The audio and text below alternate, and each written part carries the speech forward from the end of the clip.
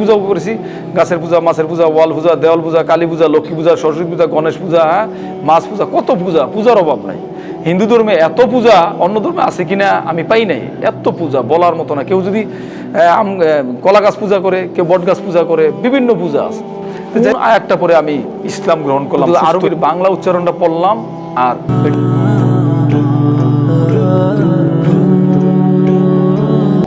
আলহামদুলিল্লাহ, আল্লাহর অশেষ রহমত যে আল্লাহ তালা আমাকে হেদায়েত দিয়েছেন, আমাকে সিরাতুল মুস্তাকিমের রাস্তায় নিয়ে আসছেন। আল্লাহ তালার দয়া ছাড়া কোনো কিছুই সম্ভব না। আসলে আমার পূর্বের নাম ছিল রণজিৎ কুমার ঘোষ, বর্তমানে মোহাম্মদ আব্দুর রহমান। আমি কট্টরপন্থী হিন্দু ছিলাম। আমি আসলে মুসলিম দেখতে পারতাম না, কট্টরপন্থী হিন্দু ছিলাম ছোটোবেলার থেকে। তো আমি ছোটোবেলার থেকে পূজা করতাম, আমি ধর্মগুরু ছিলাম, মাহফিলে যাইতাম, ছোটো বেলায় মাহফিলে বন্ধুর সাথে যেতাম, কিন্তু আমি প্রচুর হিন্দু ধর্ম পালন করতাম। এই হিন্দু ধর্ম পালন করা অবস্থায়, যেমন হিন্দুদের বাসায় দেখবেন একটা সিংহাসন থাকে, ছোট্ট একটা কাঠের সিংহাসন থাকে, সেখানে বিভিন্ন দুর্গার ছবি, নারায়ণের পাথর, লোকনাথ ব্রহ্মচারীর মূর্তি এগুলি থাকে। তো আমি এগুলি পূজা করতাম সকাল সন্ধ্যা। তো একটা অবস্থায় পূজা করতে করতে যখন একটু বড় হইতে থাকলাম, আমার শরীর অসুস্থ হতে থাকলো। অসুস্থ অবস্থায় আমি পূজা পালি আরও বৃদ্ধি করলাম। আমি স্কুল কলেজ থেকে এসে পূজা দিতাম, আর দিনে বাসা থাকলে আমার বোনকে পূজা দিতে দিতাম না, আমি নিজেই পূজা দিতাম। তো এই অবস্থায় আমি অসুস্থতা যখন বাসা থাকলো, আমি আস্তে আস্তে আপনার কৃষ্ণ নাম, যেটা দেখবেন ইস্কনের তারা জপ করে, হরে কৃষ্ণ হরে রাম, এটাকে বলা হয় 16 নাম 32 করে, এটা আমি জপ করতাম। আমি স্কুলে আসতে যাইতে জপ করতাম, প্রচুর পরিমাণে জপ করতাম। দুপুরবেলায় খেয়ে ঘুমানোর সময় অথবা রাত্রে ঘুমানোর সময় হরে কৃষ্ণ হরে রাম জপ করতে করতে ঘুমাইতাম, কিন্তু আমি সুস্থ হই না। তো একটা পর্যায়ে আমি প্রতি শুক্রবারে গীতা পড়তাম, শ্রীমদ্ ভগবত গীতা, মাঝে মাঝে প্রতি শুক্রবারে গীতা পড়তাম। ওই গীতা পড়ে উপরের দিকে হাত তুলে বলতাম, হে ভগবান, হে শ্রীকৃষ্ণ, আমাকে সুস্থ করে দেন। আপনি তো জগৎটা তৈরি করছেন, আপনি তো ভগবান, আপনি তো সৃষ্টিকর্তা, আমাকেও সৃষ্টি করছেন, আমাকে সুস্থ করে দেন। কিন্তু সুস্থ হই না। এরকম অনেক দিন ধর্ম পালন করার পর যখন থেকে সুস্থ হই না, তখন আমি ডাক্তারের কাছে শরণাপন্ন হলাম। আমি অ্যালোপ্যাথিক ডাক্তারের কাছে গেলাম, কিছুদিন সুস্থ থেকে আবার অসুস্থ হয়ে যাই। হোমিওপ্যাথিক ডাক্তারের কাছে গেলাম, একই অবস্থা, কিছুদিন সুস্থ থেকে আবার অসুস্থ হয়ে যাই। এভাবে ডাক্তারিস্তা কবিরাজি কিছু ওষুধের কাছে গেলাম, যেটা বলা হয় বনাজি ওষুধ, তাতেও কোনো তেমন একটা সুফল পাই না। আসলে আমার শারীরিক সমস্যা ছিল, আমি এত অসুস্থ ছিলাম, আমি দিনের বেলায় না ঘুমাইলে আমি খুব অসুস্থ হয়ে যেতাম, আমার ঘুমাইতেই হবে প্রচুর পরিমাণ। আর যদি ঘুমাইতে না পারতাম, আমার দাঁতের গোড়াগুলি ব্যথা করতো, 3 দিন 4 দিন পর্যন্ত ঘুমাইতে যদি না পারতাম, জিনিসপত্র ভাঙতাম আমি। তো আমার মা সবসময় আমি ঘুমাইলে চেক দিত যাতে কেউ ডিস্টার্ব না করে। তো এই অবস্থায় যখন আমি ডাক্তারের কাছেও গেলাম, হিন্দু ধর্ম প্রচুর পরিমাণে খুব আবেগের সহিত, খুব অন্ধবিশ্বাস, একদম কঠিন বিশ্বাসের সহিত পালন করলাম, তাতেও কোনো কাজ হয় না। কৃষ্ণ যখন ডাক শোনে না, তখন আমি মনে মনে চিন্তা করলাম যে ইসলাম ধর্ম নাকি সত্য আলেমরা বলে, তো একটু ইসলামের কোনো কিছু আমি আমল করে দেখি। তখন আমার দুটাকে বন্ধুকে বললাম, আমি ফতুল্লাতে একটা কোচিং সেন্টার চালাই, কোচিং সেন্টারের নাম ছিল পার্সিভারেন্স কোচিং সেন্টার। ওখানে আমি ডিগ্রি পাস করছি, ইংরেজি পড়াইতাম আর ইন্টারমিডিয়েট অ্যাকাউন্টিং পড়াইতাম। তো ওখানে নিচের ক্লাসে ছেলেদের পড়ার জন্য ফারুক এবং মিজান নামে 2টা বন্ধুকে, আমারই ক্লাসমেট, তাদেরকে আমি শিক্ষক হিসেবে নিয়োগ দিয়েছিলাম। তো বর্তমানে ফারুক একটা হাই স্কুলের টিচার এবং মিজান দুদুকে চাকরি করে সেগুনবাগিচায়। তো ওদেরকে বললাম যে দোস্ত, তোদের ধর্মের একটা কিতাব কি আমার দেওয়া যায়? তারা বলল, তুই তো মৌলবাদী হিন্দু, তো তুই কি আমাদের ধর্মের বই পড়বি? তখন আমি বললাম যে তোমাদের ধর্মে কি নিষেধ আছে যে অন্য ধর্মের লোকেরা পড়তে পারবে না? বললো যে না, কোনো নিষেধ নাই। তখন তারা আমাকে একটা কিতাব দিল বাজার থেকে। ওইখানে একটা পড়তে পড়তে কিতাবে একটা কোরআনের আয়াত পাইলাম। সেই আয়াতের নিচে লেখা, ইহা রোগের মহা ঔষধ, ইহা পড়লে মানুষের এই রোগ সারে বা দূর হয়। তখন আমি দেখলাম যে আমার রোগের নামটা লেখা। তখন আমি ওই কোচিং সেন্টারে বসে দিনের বেলায় ওই কিতাবটা থেকে ওই আয়াতটা পড়লাম। তখন আমি আরবি পড়তে পারতাম না, শুধু আরবির বাংলা উচ্চারণটা পড়লাম, আর এটার ফজিলত বা উপকারিতা কি সেটা পড়লাম, আর বাংলা অর্থটা পড়লাম। তো ওই আয়াতটা পড়ার পরে আমি প্রায় 20-22 বছর, কম বেশি হবে সময়টা, আমি পূজা করেছি। কি পূজা করেছি? গাছের পূজা, মাছের পূজা, ওয়াল পূজা, দেওয়াল পূজা, কালী পূজা, লক্ষ্মী পূজা, সরস্বতী পূজা, গণেশ পূজা, মাছ পূজা, কত পূজা, পূজার অভাব নাই। হিন্দু ধর্মে এত পূজা অন্য ধর্মে আছে কিনা আমি পাই নাই, এত পূজা বলার মতো না। কেউ যদি কলা গাছ পূজা করে, কেউ বট গাছ পূজা করে, বিভিন্ন পূজা আছে। তো যাই হোক, এগুলিতে যখন কাজ হয় নাই, কৃষ্ণ নামে কাজ হয় নাই, কোনো কিছুতে কাজ হয় নাই, ওষুধেও কাজ হয় নাই, যখন এই কোরআন আয়াতটা পড়লাম, তখন আমি আল্লাহ তাআলা নিজ রহমতে আমাকে সুস্থ করে দিলেন। সুস্থ করে দেওয়ার পর আমি ইসলামে ধাবিত হওয়ার চেষ্টা করলাম। এর কিছু ঘটনা আছে। তো কোন আয়াতটা পরে আমি ইসলাম গ্রহণ করলাম, সুস্থ হইলাম, সেটা হলো মূল বিষয়। সেটা হলো আয়াতুল কুরসি। হাদিসে আছে যদি কোনো মানুষ ফরজ নামাজের পর আয়াতুল কুরসি পড়ে তো মৃত্যু ছাড়া জান্নাতে যাওয়ার তার আর কোনো বাধা থাকে না। সুবহানাল্লাহ। তো আমি রণজিৎ কুমার ঘোষ ছিলাম। আমি রণজিৎ কুমার ঘোষ এই আয়াতুল কুরসি পড়ার কারণে আল্লাহ তাআলা আমাকে সুস্থ করে দিয়েছেন। এই আয়াতুল কুরসি পড়ার পরে আমি সুস্থ হয়ে আমি ইসলামের দিকে ধাবিত হলাম। এখন ইসলামে ধাবিত হওয়ার যখন চিন্তা ভাবনা করছি ইসলাম পালন করব, তখন আমাকে ইবলিশ শয়তান ধোঁকা দিতে থাকলো। বলল, আপনারা জানেন যে ইবলিশ শয়তান কি জিনের সর্দার ছিল। সে আমল করতে করতে ইবাদত করতে করতে ফেরেশতাদের উস্তাদ হয়ে গেল। তো এটা আমি শুনেছি আগেই। তো ওই ইবলিশ, বাতাস তো গায়ে লাগে, কাউকে দেখানো যায় না। তো ইবলিশও মানুষকে দিলের ভিতর ধোঁকা দেয়, কিন্তু তাকে কেউ দেখানো সম্ভব না। তো ইবলিশ আমাকে বলল, রণজিৎ তুই কেন ইসলাম গ্রহণ করবি? আসলে হিন্দু ধর্ম যদি ভুল হইতো তাহলে লক্ষ লক্ষ জ্ঞানী লোক আছে হিন্দু ধর্মে তো ওই লোকগুলি থাকতো না। হিন্দু ধর্ম ভুল না। তখন আমি ভাবলাম যে এই যুক্তি তো ঠিক আছে। হঠাৎ মনে পড়লো যে ইবলিশ শয়তান যে যুক্তি দিল এইটা তো আমিও দিতে পারি, যে ইসলামও তো খারাপ না, কারণ ইসলাম যদি ভুল হইতো তাহলে লক্ষ লক্ষ কোটি কোটি মানুষ ইসলাম ধর্মে থাকতো না। এইভাবে যখন ইবলিশ শয়তানের সাথে মনে মনে আমার কনভারসেশন, যুক্তি, তর্ক চলতেছে, তখন একটা পর্যায়ে আমার মনে পড়লো যে ইবলিশ শয়তান তো অনেক বড় আলেম ছিল, তো ওর সাথে হয়তো আমি তর্কে পারবো না। তো পৃথিবীর তো একজন সৃষ্টিকর্তা আছে, আজকে ওনার কাছে আমি প্রার্থনা করব, দেখি উনি আমাকে কোন পথ দেখায়। তো আমার বাবা ফতুল্লাহ নারায়ণগঞ্জে ফতুল্লায় চারতলা বিল্ডিং করে উপরে মন্দির করেছে, মোট 5 তলা। এই 4 তলার ফ্ল্যাটের মধ্যে আমাদের 6 ভাগে 6টা ফ্ল্যাট দিয়েছেন। তো আমাদের কিন্তু আলহামদুলিল্লাহ অনেক সম্পত্তি আছে, যেমন ঢাকা সাদপুর রোডে পদ্মা বাস চলে, আপনার ফতুল্লা রেল স্টেশন, ফ্যাক্টরি আছে নিজের জায়গা। তারপর শিব মার্কেট থেকে পূর্ব দিকে গেলে এটাকে বলে পিটালিপুর, ওইখানে নিজের জায়গা ফ্যাক্টরি আছে। তারপর নেত্রকোনা চালের ফ্যাক্টরি আছে আপনার শেয়ারে। তারপরে ময়মনসিংহ হিরণপুরে জায়গা আছে। তারপরে আপনার চাঁদপুর হাজীগঞ্জে ফ্যাক্টরি আছে, চাঁদপুর বাবুরহাটে নিজেদের জায়গা আছে, কমলাঘাট মুন্সিগঞ্জ কমলাঘাটে ফ্যাক্টরির জন্য জায়গা কিনা হয়েছে, নিতাইগঞ্জে আপনার ফ্ল্যাট আছে, নিতাইগঞ্জে বাড়ি জায়গা কিনা হয়েছে। তো এত সম্পদ থাকার পরও আমি কেন ইসলাম গ্রহণ করলাম? এটা প্রশ্ন জাগতেই পারে। আমারও তো দুনিয়ার লোভ আছে, কিন্তু আল্লাহ তাআলা দেখেন আমার কীভাবে পরিবর্তন করলো। কোরআন একটা আয়াত আমি শুনেছি যে এরকম আছে, যারা বিবেক বুদ্ধি খাটা না আল্লাহ তাদেরকে হেদায়েত দেয় না, কিন্তু আমার বিবেক জাগ্রত করে দিয়েছে আল্লাহ তাআলা। আমি বিবেকে যখন খাটানো শুরু করলাম, বিবেক বুদ্ধি খাটানো শুরু করলাম এবং শয়তানের সাথে তর্কে যখন জড়ালাম, তখন আমি সিদ্ধান্ত নিলাম যে পৃথিবীর একজন মালিক আছে, তার কাছে সাহায্য চাইতে হবে। তখন আমি আমার ফ্ল্যাটে, বাবা 6 ভাগে 6টা ফ্ল্যাট দিয়েছে, আমার ফ্ল্যাটে বসে আমি উপরের দিকে এভাবে হাত তুলতাম। হাত তুলে আমি আল্লাহও বলতাম না, ভগবানও বলতাম না, বলতাম যে হে পৃথিবীর মালিক, হে পৃথিবীর সৃষ্টিকর্তা, তোমার যেই পথটা সত্য, যেই ধর্মটা সত্য, সেই পথটা বুঝার তৌফিক আমাকে দান করেন। হ্যাঁ, আমাকে ভাগ্য দান করেন সেই পথটা, অথবা আপনি আমাকে এমন কিছু অলৌকিক ঘটনা দেখান যেই ঘটনা দেখে আমি সেই পথে চলতে পারি। এভাবে আমি 10 দিন প্রার্থনা করেছি, কিন্তু আমাকে 10 দিনই দেখায় নাই। আস্তে আস্তে মনটা খারাপ হইতে থাকলো। হঠাৎ মনে পড়লো যে শিশু বাচ্চা যদি কান্নাকাটি করে আপন মা বুকের দুধ দেয়, তো যেই পৃথিবীর মালিক আল্লাহ হোক আর ভগবান হোক, তার নাকি সবচেয়ে বেশি মায়া। সে সমস্ত মানুষকে, আমার মাকে বাবাকে তৈরি করেছে, তাহলে অবশ্যই তার সবচেয়ে বেশি মায়া। তো মা যদি এই সামান্য মায়ার কারণে শিশু সন্তানকে এত কষ্ট করে পালন করতে পারে, দুধ দিতে পারে, তাহলে সৃষ্টিকর্তা ঠিকই আমাকে আমার পথ দেখাবে। এখন আমি 11 দিনের 10 দিন ডাকার পরে যখন 11 দিনের দিন আগের রাত্রে আমি আবার 11টার দিকে, রাত্রে 11টার দিকে বসে আবার বলছি হাত তুলে, হে পৃথিবীর মালিক, হে পৃথিবীর সৃষ্টিকর্তা, আমি তো সিদ্ধান্ত নিতে পারতেছি না আমি কোন ধর্ম পালন করব। আমি তো অশান্তিতে আছি, আপনি আমাকে সঠিক পথটা দেখান, আপনি নিজের গুণে দয়া করে আমাকে দেখান। আমি এই কথাটা বলছিলাম যে হে পৃথিবীর মালিক, আপনার নিজের গুণে আমাকে দেখান। তখন আমি রাত্রে কান্নাকাটি করছি, কারণ আমার ধারণা ছিল কান্নাকাটি করলে আমার প্রার্থনাটা কবুল করবে, কারণ যেহেতু মা বাচ্চা কান্নাকাটি করলে দুধ দেয় আর সৃষ্টিকর্তার মায়া বেশি, এই জন্য উনি আমাকে দেখ। কিন্তু রাত্রেবেলায় আর আমাকে দেখায় নাই। পরের দিন সকালবেলা কোচিং সেন্টারে গিয়ে ছাত্রছাত্রী ছুটি দিয়া আমি বইসা রয়েছি যে আমার মন খুব খারাপ। এমত অবস্থায় আমার কোচিং সেন্টারে একজন মুসলমান লোক ঢুকলো। এই মুসলমান হলো এরকম মুসলমান, উনি আয়সা যখন বসলো, ওনাকে আমি বলতে পারি নাই যে আপনি আমার কোচিং সেন্টার থেকে চলে যান, আজকে কথা বলবো না, আমার মনটা খারাপ। কেন বলতে পারি নাই? যে ওনার মতো মুসলমান আমি আজও পর্যন্ত 2-1 জন পাইছি কিনা মনে হয় না, আমি পাই নাই।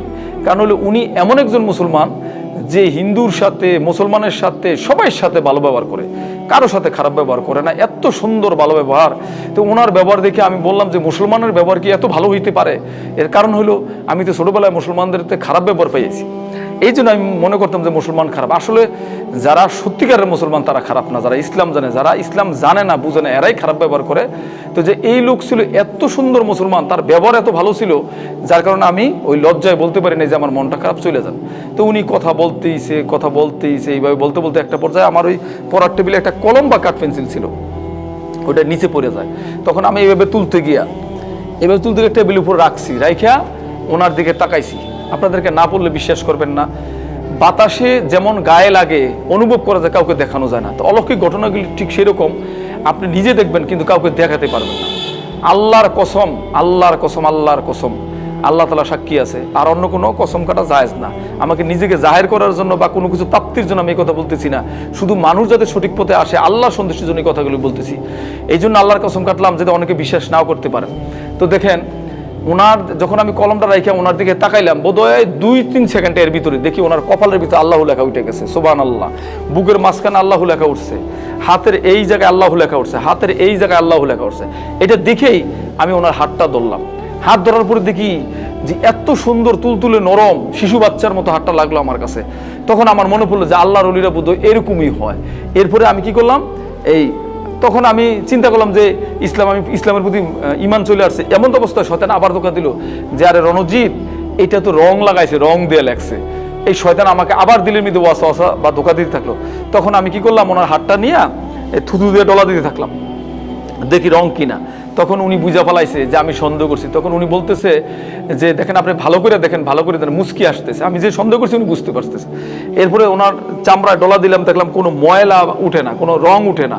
এরপরে এই অবস্থায় আমি ওনার চামড়াটা টান দিলাম, চামড়াটা এক জায়গা থেকে আরেক জায়গায় একটু ঢিলেও একটু সইরে আসছে চামড়া, টান দিলে হাতের চামড়া। তখন দেখলাম যে তার চামড়ায় তো লেখা না, ভিতরে রক্তটা তার মোটা হয়ে জমাট বাইদে আল্লাহ লেখা হয়েছে। সুবহানাল্লাহ। যখন এই পরিস্থিতিটা দেখলাম, তখন আমার একদম ইমান ক্লিয়ার হয়ে গেল, শয়তান আমার কাছ থেকে আর পাত্তা পাইল না। তখন ওনারা আমি বললাম যে দেখেন, আমি তো হিন্দুর সন্তান, আমি তো ইচ্ছা করলে নামাজ পড়তে পারবো না। এমন কোনো আমল আছে যে আমলটা হিন্দুর ঘরে থেকে করা যায়? তখন উনি বলল যে হ্যাঁ আছে, কিন্তু শর্ত আছে দুইটা। আমি কি শর্ত? জীবনে কারো কাছে আমার নাম প্রকাশ করতে পারবেন না, বলতে পারবেন না, আর দুনিয়াবি কোনো নালিশ আমার কাছে আনতে পারবেন না। এরপরে বললো যে কারো কাছে, আমি বললাম যে আমার মায়ের কাছে বলবো আপনার নাম। বলে যে না, আপনার মায়ের কাছে বলতে পারবেন না, যদি বলেন হয় আপনার ক্ষতি হবে, না হয় আমার ক্ষতি হবে। এরপরে আমি ভয় পেয়ে গেলাম যে ঠিক আছে, আমি কারো কাছে বলবো না। তখন উনি আমাকে একটা গল্প বললো, ওই গল্পটা একটু সময় লাগবে, আর গল্পটা না বলাই ভালো। তো উনি আমাকে বললো যে ঠিক আছে, এবার আমার সাথে পড়েন। কি পড়তাম? বললো লা ইলাহা ইল্লাল্লাহু মুহাম্মাদুর রাসূলুল্লাহ। উনি আমাকে এই কলেমা তয়্যিবা পড়ে দিয়ে বলল যে আপনি এখন থেকে এটাই সর্বাবস্থায় জিকির করবেন, হ্যাঁ, আর আপনি সাবধানে থাকবেন, কারণ আপনার বিপদ আসতে পারে। তখন আল্লাহ তাআলার রহমতে আমার এত ইমান মজবুত হয়েছে, আমি ওনাকে বললাম যে এই বাস্তব ঘটনা দেখার পরে কারো ইমান মজবুত না হয়ে পারে বলেন? তাই আমি বললাম যে ঠিক আছে, আল্লাহ আছে আর আপনার হাতটা আমার পিছনে আছে, অর্থাৎ আপনার দোয়া আমার সাথে আছে, আপনি চলে যান, কোনো সমস্যা নাই। এই কথা বলার পরে উনি বুঝতে পারছে আমার ইমান মজবুত হয়েছে ইনশাল্লাহ, আলহামদুলিল্লাহ। তখন উনি চলে গেল হাসি দিয়ে। এরপরে আমি যাওয়ার পরে গাছের পূজা, মাছের পূজা, ওয়াল পূজা, দেওয়াল পূজা, কালী পূজা, সরস্বতী পূজা, লক্ষ্মী পূজা, গণেশ পূজা, এমনকি এই যে কৃষ্ণম জবেগুলি সব বাদ দিলাম, সিংহাসন পূজা বাদ দিলাম। বাদ দিয়ে আমি সর্বাবস্থা, স্কুলে যাই, কলেজে যাই, ব্যবসায় বসি, যেখানেই বসি, গাড়িতে উঠি, আমি সবসময় বলি লা ইলাহা ইল্লাল্লাহ, লা ইলাহা ইল্লাল্লাহ, লা ইলাহা ইল্লাল্লাহ, লা ইলাহা ইল্লাল্লাহ, লা ইলাহা ইল্লাল্লাহু মুহাম্মাদুর রাসূলুল্লাহ। এইভাবে জিকির করতে করতে করতে করতে কিছুদিন পরে আমি মিলে বসে, আমাদের তো ফ্যাক্টরি আছে, হ্যাঁ, এগুলি মনে মনে বলতাম, এই জিকিরগুলি মনে মনে বলতাম। তো আমাদের যেহেতু ফ্যাক্টরি, আমার ভাই আমাকে ফ্যাক্টরিতে বসাইছে এই কারণে যে আমি ফ্যাক্টরিতে বললে চুরিদারি কম হয়, কর্মচারীরা চুরি করে না, মাসে 1-1.5 লাখ টাকা লাভ বাইরে যায়। তো সবসময় ওনা আমাকে ক্যাশে বসাইতো, আমার জন্য ভালো হইতো, আমি জিকির করতাম। তো একটা পর্যায়ে আমার ভাই দিলীপ বাবু, উনি তো শিল্পপতি মানুষ, উনি বলতেছে পাশের টেবিলে, উনি তো মালিক, তারপরে বলতেছে তুই কি জব করস বলতো দেখি, বিড়বিড় করে কি বলস? তা আমি বললাম যে আমি জব করি, জিকির করি, এই কথা বলতে পারতেছি না, আমি বলি জব করি। তখন আমাকে বললো তুই আমারে বল দিয়ে আমি জব করি। আমি বললাম যে না, এটা তোর জব করার দরকার না, এটা আমার ব্যক্তিগত। আমি চিন্তা করলাম আর যদি বলি যে আমি লা ইলাহা ইল্লাল্লাহ জিকির করি, তাহলে তো মিলের কর্মচারী না ইচ্ছা মতো পিটাইবো আমাকে, এই জন্য ওকে বলি না। তো যাই হোক, ও আবার আমি একটু রাগি ছিলাম, তো জিদি ছিলাম, কারণ আমি রাগ হইয়া বাইরে গেলে তার হিসাবের সমস্যার জন্য আমার খারাপ ব্যবহার করতো না, আমার খুব আদর করতো। আর সব আমার ফ্যামিলির সবাই আদর করতো। আমাদের ফ্যামিলির মধ্যে আমি একটু লেখাপড়া বেশি করছিলাম, এই জন্য সবাই আমার খুব আদর করতো। আমরা 6 ভাই, তার মধ্যে আমি চতুর্থ, তো সবাই আদর করতো। এখনো ওরা আমার মনের থেকে আদর করে, কিন্তু ইসলাম গ্রহণ করার কারণে ওরা দেখতে পারে না। তো যাই হোক, তো দেখেন এরপরে আমি এই জিকির করতে করতে করতে করতে একটা পর্যায়ে দুনিয়াতে আজান দেওয়ার সময় হয় নাই, কিন্তু আমি বাতাস থেকে একটা আজানের শব্দ পাই, যে বাতাস থেকে আমার কানে আসে। আজানটা এত ভালো লাগে, প্রথম দিন শোনার পরে মনে হয় ভুল শুনতেছি, এরপরে আবার পরের দিন শুনছি, তাও মনে হচ্ছে যে মনে হয় ভুল শুনতেছি, এটা ধান্দা হইতে পারে, মানুষের বিভ্রান্তি হইতে পারে। এরকম কয়েকদিন শোনার পরে ওই আল্লাহর ওলিকে আমি ফোন দিয়ে বললাম, আমি তো এই শুনতে পাই। তখন উনি আমাকে বললো, এটা কারো কাছে বললেন না, জিকির আরো করতে থাকেন। এই মতো অবস্থায় আমি আবার জিকির শুরু করলাম। জিকির করতে করতে করতে যখন দুনিয়াতে মুয়াজ্জিন আজান দেয়, তখন আমার শরীর দ্রিম করে ঝাড়া মারে। তখন আমি হিসাবের কলম রাইখে দিই, আমি হিসাব বন্ধ কিছুক্ষণ থুয়ে দিই আর কি, যারা দিল কেন। এরকম 2-1 দিন যাওয়ার পরে যখন প্রায় দিন এরকম ঘটতেছে, তখন ওনাকে আবার জানাইলাম যে এখন তো আমার দুনিয়াতে আজান দিলে আমি ঠিক থাকতে পারি না, আমার শরীর ঝাড়া মারে, কাঁপ দেয়। তখন উনি আমাকে বলল যে আপনার দিল কি চায়? তখন ওই আল্লাহর ওলিকে বললাম যে আমার আসলে দিল চাই আমি মুসলমানদের মতো নামাজ পড়ি। তখন উনি হাইসা দিছে, হাইসা দিয়ে বলল যে, উনি কিন্তু আমার সরাসরি বলে নাই আপনাকে নামাজ পড়েন, কিন্তু আমার কি বলছে যে আপনার দিল কি চায়। তখন আমি উত্তর দেওয়ার পর উনি হাইসা দিল, হাইসা দেওয়ার পরে বললো যে আপনি বাসায় কটার দিকে যান? আমি বললাম বাসায় কোনোদিন 10টায়, কোনোদিন 12টায়, কোনোদিন একটা, হিসাব যত তাড়াতাড়ি শেষ হয় আমি তত তাড়াতাড়ি বাসায় যাওয়ার চেষ্টা করি। তখন উনি আমাকে বলল যে আপনি বাসায় গিয়া খাবার দাবার খাইয়া ফরজ গোসল কইরা, গোসল টোসল কইরা, উজু কইরা দরজাটা লাগাই দিবেন যাতে কেউ না থাকে। আপনি বাসায় গিয়া তখন দরজা লাগাইয়া যদি দেখেন এশার নামাজের যথেষ্ট টাইম আছে, তাহলে অন্যান্য ওয়াক্তের ফরজ নামাজগুলি কাজা আদায় করবেন। আর যদি দেখেন সময় নাই এশার নামাজ, তাহলে আগে এশার নামাজ আদায় করবেন, তারপর অন্য নামাজগুলি পরে আদায় করবেন। তো এটা আসলে আমার জন্য মাসলা ছিল, কারণ আমি তো হিন্দুর ঘরে থাকতাম, আমি ইচ্ছা করলেই তাদের আমি সব নামাজ সময় মতো পড়তে পারবো, কারণ আমার তো কাজ করতে হয়। এরপরে আমি এই বাসায় গিয়া আমি কি করলাম, অজু করলাম, গোসল করলাম, খাবার খাইলাম, তারপর অজু করলাম, গোসল করলাম, এরপরে আমি নামাজে দাঁড়াইলাম। বিশ্বাস করবেন কিনা জানি না, দুনিয়ার কোনো উদাহরণের সাথে মিলে না। তারপরেও বলি যে সারাদিন রৌদ্রে ঘোরাঘুরি করছেন, আপনার জামা কাপড় ঘামে ভিজে একদম লবণাক্ত হয়ে গেছে, গরম, আপনার খুব বিরক্ত লাগতেছে। এই অবস্থায় যদি আপনি এসি রুমে ঢুকেন, ফ্যান চলতেছে, এসি চলতেছে, কত ভালো লাগে। ঠিক তেমনিভাবে আমি যখন হিন্দু ছিলাম, এত কৃষ্ণ নাম জপ করতাম, অসুস্থ ছিলাম, প্যাথেডিন ইঞ্জেকশন দিয়ে ঘুমাইতাম। প্যাথেডিন ইঞ্জেকশন 3 দিন পর পর প্রায় দিনে আমার এমন অবস্থা হইতো যে দাঁতগুলি বাইরিয়া ব্যথা করতো, ভেঙে ফেলার চিন্তা ভাবনা করতাম, কিন্তু ইঞ্জেকশন দিলে ঘুমাইতো। পরে যখন আমি নামাজে দাঁড়াইলাম, নামাজে আমি রুকু দিলাম, রুকু দেওয়ার পর যখন সেজদায় গেলাম, আমার ব্রেনের ভিতর, মাথার ভিতর এত শান্তি পাইছি। আমার স্ত্রী অনেক সুন্দরী, ঢাকা ইউনিভার্সিটির ছাত্রী, ইন্ডিয়ান নায়িকাকে মতো, শান্তি পাই নাই। লক্ষ লক্ষ টাকা, শান্তি পাই নাই। গাড়ি বাড়ি, শান্তি পাই নাই। কিন্তু এই নামাজের ভিতরে এত শান্তি পাইছি, আল্লাহু আকবার, আমি আর কোনো কিছুতে এত শান্তি পাই নাই। এরপরে এই যখন শান্তি পাওয়ার পরে নামাজ আর আমি ছাড়লাম না। নামাজ পড়ার পরে দেখলাম আমার আর ঘুমের ইনজেকশন লাগে না, আজও পর্যন্ত লাগে নাই। আমি একদম এশার নামাজ পড়ার পর আমার এমনিতেই এত সুন্দর ঘুম হয় যেটা কল্পনার বাইরে। তো দেখেন এই নামাজের ভিতরে এত শান্তি। এই যখনই আমি এই গোপনে গোপনে নামাজ পড়ি আর শান্তি পাই, আর চিন্তা করলাম তাহলে আমাদের যে মুসলমান ভাইয়েরা এই যে আজান দিলে রাস্তায় বসে থেকে তারা নামাজ পড়ে না, এটা তো ভুল করে। অনেক মুসলমান ভাইয়েরা আছে সিগারেট খায়, পান খায়, না আজানের সময় দোকানে আড্ডা দেয়। আজকে থেকে তাদেরকে দাওয়াত দেওয়া শুরু। তো পরের দিন সকাল থেকে মনে হয় সম্ভবত 2-1 দিন আগ পিছ হইতে পারে, আমি দাওয়াত দেওয়া শুরু করলাম, নামাজের দাওয়াত দিতে দিতে দেখা গেছে অনেক মুসলমানরা মনোযোগ দিয়ে শুনে এবং সন্দেহ করে যে ও কি মুসলমান হয়ে গেল। আবার অনেকেই বলে যে ঠিক আছে তুমি যে কথা বলতেছো,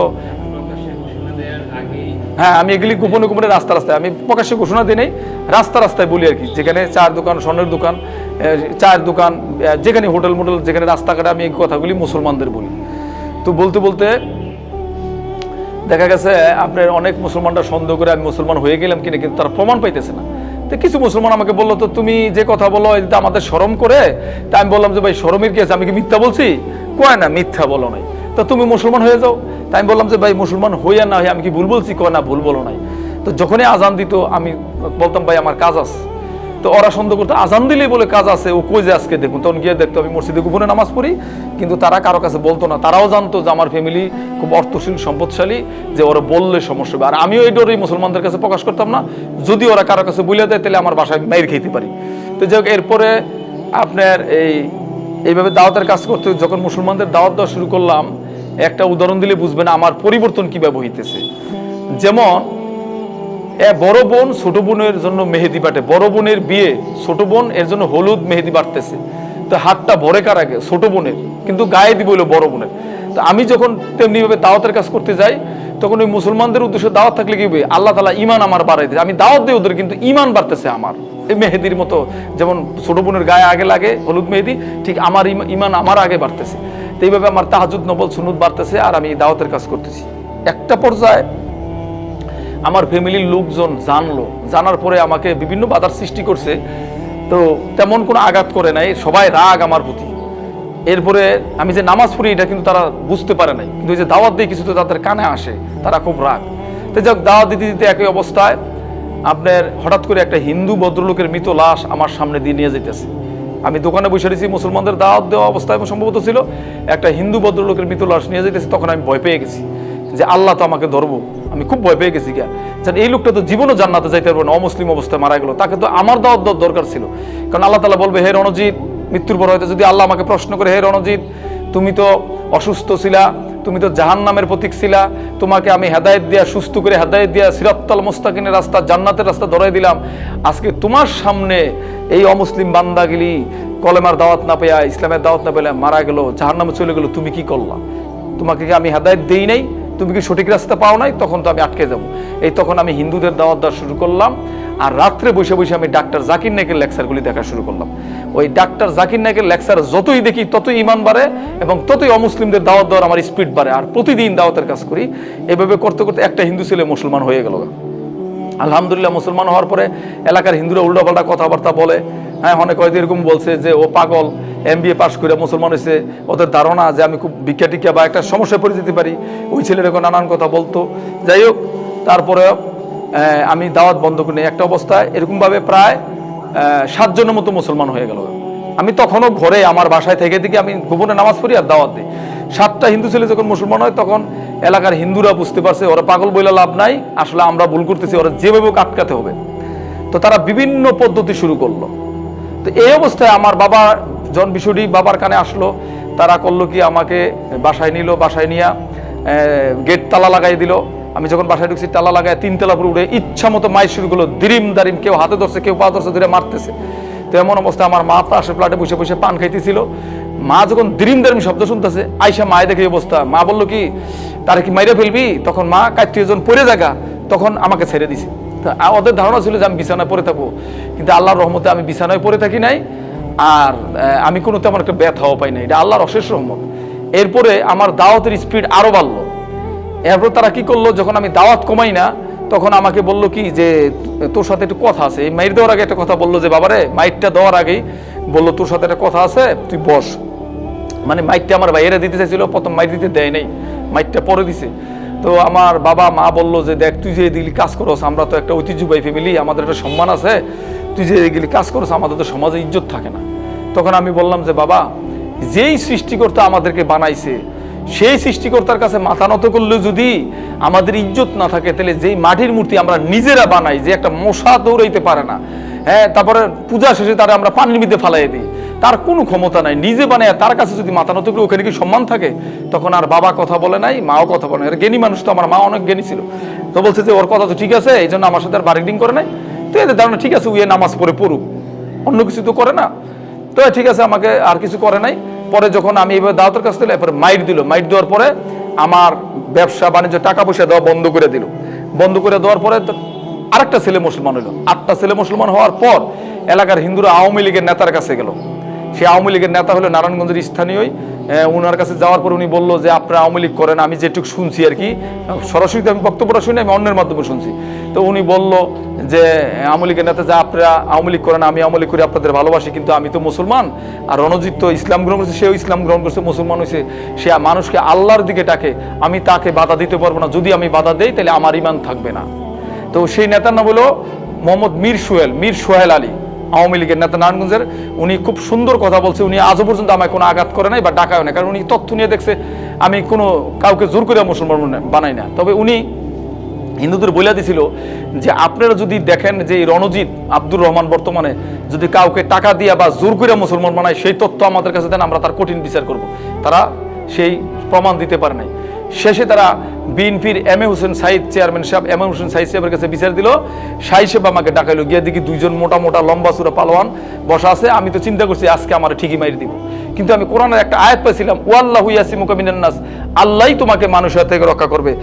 আমি ভয় পাই নাই। তো আমি গেছি, এরপরে আমার বললো, এই রণজিৎ তোমার কি নাম রাখছো? আমি বললাম আব্দুর রহমান। এই আব্দুর রহমান, ইসলাম কি তলোয়ার আগা দিয়ে আসছে? আমি বললাম যে না কাকা, ইসলাম তো তলোয়ার আগা দিয়ে আসে নাই, তো কিভাবে তুমি হিন্দুদের দাওয়াত দাও? আমি বললাম হাইটা হাইটা স্বর্ণের দোকান সেলুন মন্দিরে গিয়ে বই দেই, দাওয়াত দেই। তখন তারা আমাকে গালাগালি করে। তো গালাগালি করলে কি করো? আমি আল্লাহ রসুল যা করে আমি তাই করি, যা করতো তাই করতাম। কি করতাম বলো তো দেখি? আল্লাহ রসুল নামাজ পড়ে তাদের জন্য দোয়া করতো, আমিও 2 রাকাত নামাজ পড়ে বলতাম যে আল্লাহ, ওরা তো বুঝে না, ওরা তো ধোকার মধ্যে আছে, আল্লাহ তাদেরকে ক্ষমা করে দেন, তাদেরকে আপনি হেদায়েত দিয়ে দেন। তখন ওই বিএনপির নেতা আমাকে জড়াইয়া ধরে বললো, বাবারে আমি বুঝতেই পারি নাই যে তুই এভাবে দাওয়াত দেস। তো ঠিক আছে, আমার কোনো রাগ নাই, আজকের থেকে তুই আমার বাসায় বসে হিন্দুদের দাওয়াত দিবি। তো দেখেন আল্লাহ তাআলা আমাকে সব দিকে সহজ করে দিয়েছে। এরপরে উনি বললো যে তোর টাকা টুকা লাগলে আমার কাছ থেকে নিবি, কিন্তু আসলে আমি ওনার কাছ থেকে আজও পর্যন্ত একটা টাকা আনি নাই, কারণ আমার দরকার পড়ে নেই। আল্লাহ তাআলাই সব ব্যবস্থা করে। এরপরে মনে করেন আমি বাসায় এসে দেখি নতুন তালা, আমাকে আর বাড়িতে ঢুকতে দেওয়া হবে না। তখন আমি বললাম যে বাড়িতে এক ভাড়াটিয়া মহিলা আছে, বৌদি, হিন্দু বৌদি, এই তালা দিলকে বললো মেশু দিছে, মানে আমার বাবা তালা দিছে। তো ডাক শুনে নিচে আসলো, তালা খোলো, যে বললো না তুমি আর বাসায় ঢুকতে পারবে না, কারণ তুমি মুসলমানদের হিন্দুদের তুমি টাকা দিয়ে মুসলমান বানাও। তাই আমি বললাম যে বাবা আমার তো ব্যবসা বন্ধ করে দিলেন, টাকা দেওয়া বন্ধ করে, আমি টাকা পাবো কোথায়? আমি তো কাউকে জোর করে বা টাকা দিয়ে মুসলমান বানাই না। আমার কাজটা হলো আমি মানুষের কাছে সত্য কথা বলি, মানুষ নিজে স্বেচ্ছায় চলে আসে, বিবেক আছে মানুষের। তো বলে না যত কিছু করো তুমি আর আসতে পারবা না। এরপরে আমি বললাম কাপড়গুলি দেন, কাপড়গুলিও দেয় নাই। পরে চিন্তা করলাম যেহেতু কোরআনে একটা আয়াত পাইছি, আমি এবার বাংলা অর্থ পড়তাম, আমি আগে কোরআনের বাংলা অর্থ পড়তাম, ওখানে একটা আয়াত পড়ছি যে তোমরা পিতা মাতার সাথে সদ্ব্যবহার করো। তো আমি এই জন্য বাবার সাথে কোনো অন্যায় করলাম না। দেখলাম মেজুবাই নাইমা আসতেছে 3 তলা 4 তলার থেকে, যে 3 তলায় থাকতো উনি, যে হয়তো মারামারি করতে পারে, কারণ উনি অনেক রাগী মানুষ। পরে চিন্তা করলাম যে মানুষ হাসাহাসি করবে, আমি আর বাড়াবাড়ি করলাম না। একটা কথাই মনে পড়লো, রিজিকের মালিক আল্লাহ, আল্লাহর উপর ভরসা করে চলে যাব। আর যেহেতু আপনার এই আগে পলায় নামাজ পড়তাম, এখন সরাসরি নামাজ পড়তে পারবো, লুকে লুকে মানুষকে চিপায় চাপায় এখানে সেখানে দাওয়াত দিতাম এলাকার ভিতরে, এখন সরাসরি দাওয়াত দেবো, আরও সমস্যার সমাধান হয়ে গেলো, আল্লাহ ভরসা। এই কথা বলে আমি একটা মসজিদে উঠলাম। ওই মসজিদে, এটা বলে রোশন হাউজিং মসজিদের দোতলায়। তো ওখানে উঠার পরে ইমাম সাহেবের ঘটনা বললাম যে ইমাম সাহেব মুসল্লি, আমার এলাকার লোকজন তো আমারে পাগল বলে। ওই কেন পাগল বলে? আমি বললাম যে আমি ছেলেদের দাওয়াত দিছি, এর মধ্যে একটা ছেলে প্রথম মুসলমান হয়েছে, এরপর আমার পাগল বলে। তো ইমাম সাহেব হাসতেছে। তা আমি বললাম যে হুজুর, আমাকে মানুষ পাগল বলে, আপনি হাসতেছেন। তখন আমি বললাম, ইমাম সাহেব বললো, আরে বাবা হাসছি এই জন্য, তুমি তো আল্লাহ রসুলের সুন্নত পেয়ে গেছো। কিরকম? আল্লাহ রসুল যখন দাওয়াত কাজ করতো ওনাকে পাগল বলতো, ওনাকে এই ঢিলা দিত, রক্ত বাড়ি করে ফেলাইতো, ওনাকে আঘাত করতো, তোমাকে পাগল বলছে, তুমি তো আল্লাহ রসুলের সুন্নত পেয়েছো। আমি বলছি যে যদি এই দাওয়াতের কাজ করলে কেউ পাগল বললে আল্লাহ রসুলের সুন্নত পায়, তাহলে সব মানুষের পাগল করুক, সব মানুষের পাগল হয়ে যাওয়া দরকার। এরপরে আমি ওই মসজিদে থাকি, দাওয়াতের কাজ করি। এরপরে 20টা ছেলে ইসলাম গ্রহণ করে, আর একটা মেয়ে ফতুল্লা ঋষিবাড়ি থেকে আমার কাছে সরাসরি হেঁটে আসে, আয়সা সে ইসলাম গ্রহণ করে। আমি মেয়েটাকে চিনতাম না, সে নিজেই চলে আসছে। এইভাবে যখন 21 জন ছেলে মেয়ে ইসলাম গ্রহণ করে, তখন আমি আর দাওয়াতের কাজ বন্ধ করি নাই, এই দাওয়াতের কাজ চালাইতে এখন যারা মুসলমান আছে তাদের সংখ্যা বাড়ছে। তো বিষয়টা হচ্ছে কি, যে কোনো ছেলে বা মেয়ে ইসলাম গ্রহণ করলে আমাদের সাথে যোগাযোগ করবেন যদি আপনারা তাদেরকে পরিচালনা না করতে পারেন। আমরা একটা মাদ্রাসা করেছি নারায়ণগঞ্জ শহরের পানির ট্যাঙ্কি প্রাইমারি স্কুল মাঠ, এটা প্রাইমারি স্কুল মাঠ। ওখানে একটা মাদ্রাসা আছে, তালিমুল কোরআন কর্মজীবী মাদ্রাসা ও ইসলামী দাওয়া সেন্টার। যে আপনি যদি কাপড়ের দোকানদার হন তাহলে আপনার কাছে কাপড়ের কাস্টমার আসবে, আপনি যদি প্লাস্টিকের দোকানদার হন আপনার কাছে প্লাস্টিকের কাস্টমার আসবে, আপনি যদি চায়ের দোকানদার হন আপনার কাছে চায়ের কাস্টমার আসবে। আর আপনি যদি নবীওয়ালা কাজ করেন, অর্থাৎ আপনি কলেমার ফেরি করেন, আল্লাহ তাআলা আপনার কাছে কলেমার কাস্টমার পাঠাবে। আমি একটা প্রমাণ দেখাই। এই বর্তমানে আমার সামনে একটা ছেলে আছে, সে আপনার রাজশাহী থেকে আসছে, ওর নাম ছিল পলাশ চন্দ্র শীল, বর্তমানে তার নাম হচ্ছে নাইম ইসলাম। আমার আবেগ চলে আসছে। সে এখন দেখেন এই আমার সাথে থেকে দাওয়াতের কাজ করতেছে, তার বোন সেনাবাহিনীতে চাকরি করে, এখন তার কাছ থেকে কিছু কথা শোনেন, সে এখন আমার আপন ভাইয়ের মার্কেটের আপন ভাই, আমি তাকে এইভাবে রাখি যে আমার সাথে দাওয়াতের কাজ করতেছে, কোরআন শিখতেছে, হাইটে হাইটে দাওয়াত দিতেছে, এবং আল্লাহ তাআলার রহমতে একটা ফ্যামিলির সাথে তার বিয়েও ঠিক করে ফেলেছি। আল্লাহর রাস্তায় বেরোলে আল্লাহ যে এত সুন্দর ব্যবস্থা করে সেটা কল্পনা করতে পারবেন না। সেই নিজে বলুক সে কষ্টে আছে না ভালো আছে ইসলাম গ্রহণ করার পর, তার মুখ থেকেই শুনেন ইনশাআল্লাহ। আসসালামু আলাইকুম ওয়া রাহমাতুল্লাহি ওয়া বারাকাতুহু। আমার নাম ছিল পলাশ চন্দ্রশীল, আমি বর্তমানে মোহাম্মদ নাঈম ইসলাম। আমি ইসলাম ধর্ম গ্রহণ করেছি, আল্লাহর দ্বীনের পথে আসছি। শুকরিয়া আল্লাহর কাছে, আলহামদুলিল্লাহ যে আমি এই সত্যের পথে আসতে পেরেছি। আল্লাহর কাছে লাখো শুকরিয়া আদায় করি। সবাই মনে করে যে ইসলাম ধর্ম গ্রহণ করলে হয়তো অভাব অনটনে থাকবে, আসলে রিজিকের মালিক আল্লাহ। আমি খুব ভালো আছি আল্লাহ দ্বীন গ্রহণ করে, আলহামদুলিল্লাহ। এই তো আমার কথা। আপনারা যদি কেউ এই দ্বীনি কাজের জন্য স্বইচ্ছায়, আমার কোনো দাবি নাই, যে আল্লাহর সন্তুষ্টির জন্য এই যারা অমুসলিম থেকে মুসলমান হয় তাদের সহযোগিতা করতে চান, তাহলে আমার এই নাম্বারটা বিকাশ নাম্বার 019473823010 019473823010। আর আমার একটা কিতাব আছে হিন্দু ধর্মে কল্কি অবতার ও সত্যপথের দিশা। এই বইটা যদি কেউ নিয়ে দাওয়া দিতে চান নিতে পারেন, আমাকে কল করিয়েন, আমি পাঠানোর চেষ্টা করব। আর আপনাদের এলাকায় যত হিন্দু মুসলমান বৌদ্ধ খ্রিস্টান সবাইকে নিজের ভাইয়ের মতো মনে করে দাওয়াত দেন। একটা মুসলমান ভাইকে মহব্বত করে দাওয়াত দিলেন, আপনি হিন্দুকে মহব্বত করে দাওয়াত দেন, আল্লাহ আপনার প্রতি সন্তুষ্ট হবে। আল্লাহ তাআলা আমাদের দেশে ইসলাম প্রতিষ্ঠিত করে দেবেন। কারণ মনে রাখবেন, দিন দাওয়াত থাকলে দিন থাকবে, দাওয়াত না থাকলে দিন থাকবে না, মানুষ গাফেল হয়ে যাবে। এই জন্য হিন্দু মুসলমান বৌদ্ধ খ্রিস্টান সবাইকে আল্লাহ সন্তুষ্টির জন্য দাওয়াত দেই এবং আল্লাহ রসুলকে অনুসরণ করি। আসসালামু আলাইকুম ওয়া রাহমাতুল্লাহি ওয়া বারাকাতুহু। আল্লাহ তাআলা সবাইকে ভালো রাখুক, আমাকে ভালো রাখুক, এবং আমাদের সকলকে সঠিক ইসলাম বুঝার তৌফিক দান করুক, এবং মৃত্যুর সময় আমাদেরকে ঈমানের সহিত মৃত্যু দান করুক। আমিন আমিন আমিন।